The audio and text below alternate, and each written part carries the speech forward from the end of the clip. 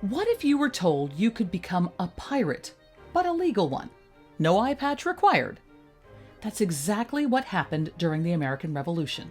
The Continental Congress had no navy to fight Britain's giant warships, so they came up with an idea.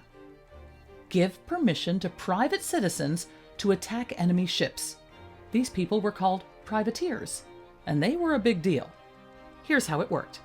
If you had a ship and some brave friends, you could apply for a special paper called a letter of marque. That license said you had permission to sail out and capture British ships. Not just any ships, though. Ones that carried supplies, food, or messages to British soldiers. Once you caught a ship, you brought it back to a colonial port, and a court decided if you could keep it. If yes, you sold the stuff on board and split the money with your crew and the government. This wasn't just about treasure, it was about survival.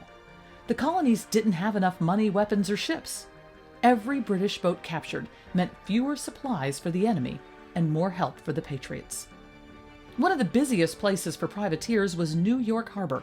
After the British attacked the little town of Stonington, Connecticut, people were furious. "If our own ports are to be battlefields," one sailor said, "we shall not wait idly on the tide."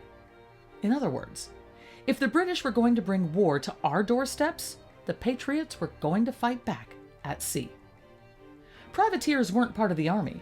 They were fishermen, traders, and everyday people who wanted to help. Some used fast-sailing ships, others had smaller boats, but they all knew it was risky.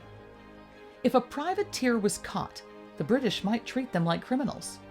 Some ended up locked in terrible prison ships, but still, thousands signed up. Their bravery paid off. Privateers captured hundreds of British ships during the war. Some had cannon, food, even gold. And all of that helped the American cause.